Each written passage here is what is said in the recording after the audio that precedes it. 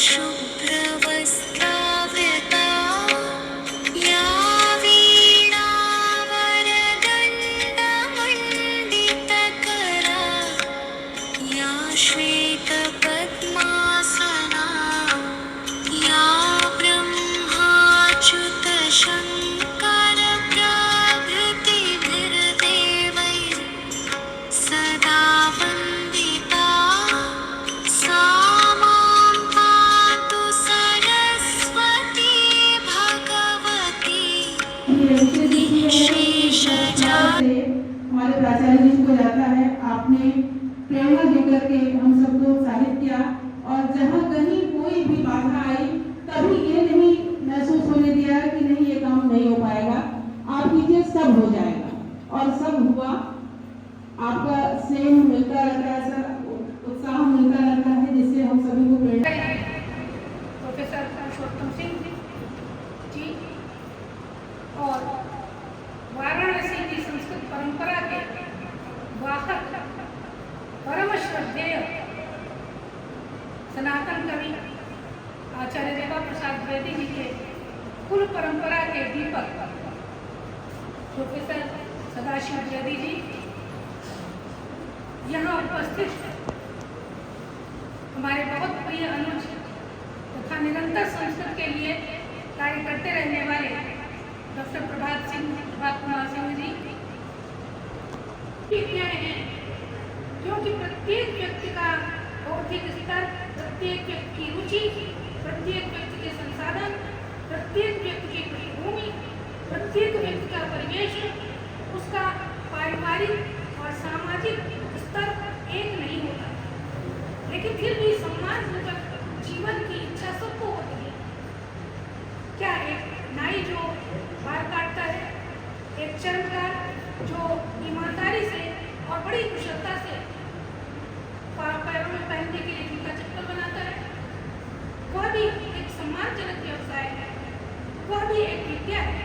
तो इस प्रकार से ये जितने भी इनको सबको अविद्या के विषय में प्राय भ्रांति होती है कि जो विद्या का अभाव है या अज्ञान, वास्तव में अज्ञान या अविद्या वो ज्ञान या विद्या का अभाव नहीं है, बल्कि वो लौकिक ज्ञान।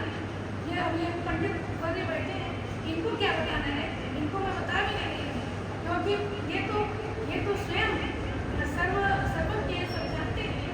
मैं अपने बच्चों को विशेष रूप से बतला रही हूँ, बच्चों अज्ञान और अविद्या माने जो लौकिक विद्या है, जो लौकिक ज्ञान है, वो लौकिक विद्या के साधन है जो हमें जीवन में किसी भी क्षेत्र में, जीवन के किसी क्षेत्र में हमें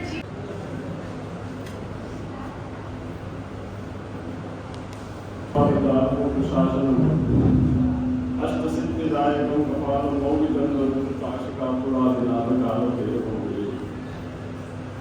भवानी शंकरो वंदे श्रद्धा विश्वासरूपिणो व्याप्यां विना पश्यन्ते सिद्धा स्वान्तस्थमेश्वरम्।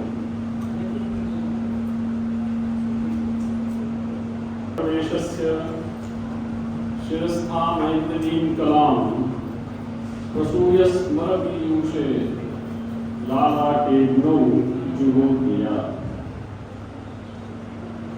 महाराजा बलवंत सिंह स्नातकोत्तर महाविद्यालय के वृत्ति से जोड़कर महत्व दिया जाता है, ये बहुत बड़ी समस्या है। यदि वृत्ति प्रदान करे और संस्कार या चरित्र का निर्माण न करे तो ऐसी विद्या को हम विद्या नहीं कहते। संस्कृत विद्या ही एक ऐसी विद्या है जो वृत्ति भी प्रदान करती है और मनुष्य को मनुष्य भी बनाती है। इसको केवल भारतीय है इसलिए नहीं कहते, संपूर्ण विश्व इसको स्वीकार करता है। संस्कृत भाषा विश्व की प्राचीनतम भाषा है और संस्कृत भाषा में लिखे गए वेद या वैदिक वाङ्मय विश्व में और केवल मनुष्य का ही नहीं अपितु लोगों का भी संरक्षण करे। अनेक विद्याओं का उल्लेख नवलता जी ने किया, वे सब महत्वपूर्ण है। उनका अध्ययन, उनके प्रति जिज्ञासा हमको रखनी चाहिए, लेकिन क्यों, ये बड़ा भारी प्रश्न खड़ा होता है। आप कहीं भी जाएंगे, पहली पहचान आपकी है कि आप भारतीय हैं, और भारतीय होने की पहचान आप जन्मना तो सिद्ध कर सकते हैं क्योंकि आपके पास दुनिया भर के प्रमाण पत्र हैं, क्योंकि शासन ने आपको दिए हैं या आप इस धरती से जुड़े हैं। लेकिन विश्व स्तर पर जब आप खड़े होंगे, विश्व की अन्य संस्कृतियों के सामने आप खड़े होंगे, तो वो प्रमाण पत्र काम नहीं करेंगे। काम क्या करेगा? आपके अंदर प्रतिष्ठित संस्कृत विद्या का ज्ञान। यदि आप अपनी पहचान से नहीं जुड़ते, वो चाहे प्रबंध शास्त्र के हो, चाहे विधि शास्त्र के हो, चाहे आपके विज्ञान के हो, वो क्यों आते थे? क्योंकि उनका कहना था कि हमें विदेश जाना है, और विदेश जाने में यदि कोई परंपरा से संबंधित प्रश्न हमारे सम्मुख खड़ा हुआ तो उसका समाधान कौन करेगा? तो आते थे, बैठते थे, अपनी परंपरा से संबंधित जिज्ञासाओं को सुनते थे, प्रस्तुत करते थे, और उनका समाधान लेकर वो फिर अपनी एक पहचान बनाते हुए विदेश यात्रा पर जाते थे। ये केवल भारतवर्ष के लिए नहीं है, ये सभी संप्रदायों के लिए है, सभी देशों के लिए। यदि आप अपनी मूल से नहीं जुड़ते हैं, आप अपनी पहचान से नहीं जुड़ते हैं, तो आपकी प्रतिष्ठा, आपकी इज्जत, आपको सम्मान अन्यत्र नहीं मिल सकता, करना पड़ेगा। एक बात और मैं कहूंगा कि आज अनेक प्रकार के विभेद हैं समाज में, और इस देश के सामने सबसे बड़ी चुनौती यही सामाजिक विभेद रहे। कि सामाजिक विभेद रहेंगे, ये हमारी कमजोरी भी है, लेकिन हम इसको अपनी ताकत भी मानते हैं, क्योंकि जहां पर वैविध्य है वहीं पर सर्वाधिक सुरक्षा मानी जाती है। किसी एक मान्यता, किसी एक सिद्धांत को यदि आप लेके चलते हैं और उस सिद्धांत में कोई गड़बड़ी उत्पन्न होती है, व्यवस्था में यदि कोई समस्या उत्पन्न होती है, तो उसका समाधान जल्दी नहीं मिलता। लेकिन वैविध्य से चलने वाली संस्कृति अपने आप में सुरक्षित होती। शिक्षक एवं बहुत देर से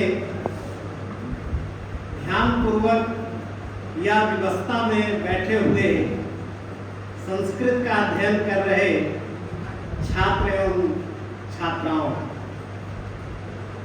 बहुत विलंब हो चुका है। मैं देख रहा हूं कि 2 घंटे से बड़े मनोयोग से आप लोग यहाँ पर एकत्रित हैं।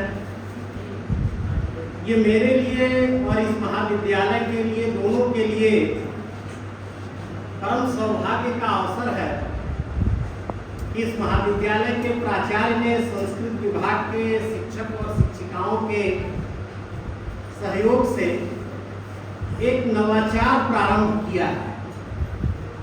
यद्यपि 2 दिन पूर्व मैं कुछ देर के लिए महाविद्यालय में आया था और ये जानने की कोशिश किया कि मूल उद्देश्य इस संस्कृत ज्ञान परंपरा के विविध आयाम पर आयोजित करने का क्या है।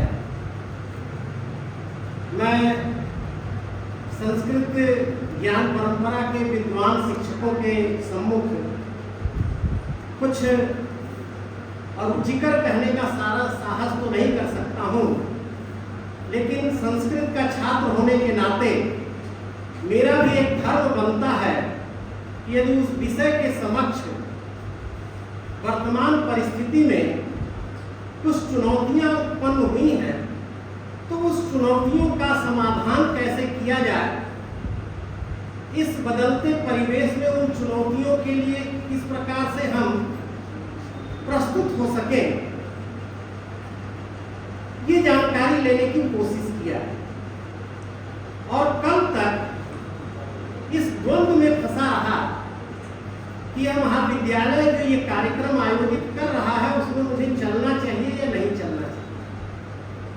लेकिन शाम में जब प्रोफेसर सदाशिव द्विवेदी जी की मुझे पूर्ण सहमति मिल गई, तो मैंने अपना मनोभाव बदला और ये सोचा कि यदि मैं नहीं चलूंगा तो ये संस्कृत भाषा के साथ मेरी तरफ से विधि का छात्र होने के नाते अन्याय होगा। और इस कारण से मैं सुबह लगभग 9 बजे आपके प्राचार्य जी को एक मैसेज भेजा कि मैं भी आऊँगा और आपके इस कार्यशाला में उपस्थित होऊंगा। धन्यवाद जानबूझकर मैंने प्राचार्य जी से लिया कि धन्यवाद और जो कुछ मुझे कहना है दोनों साथ में ही कर लेंगे। इस आयोजन के पीछे मुझे श्री कैलाश सत्यार्थी जी जो नोबेल पुरस्कार विजेता हैं, उनके द्वारा अपने पुरस्कार ग्रहण करने के समय एक कहानी का वर्णन किया गया था, वही खेल याद आता है।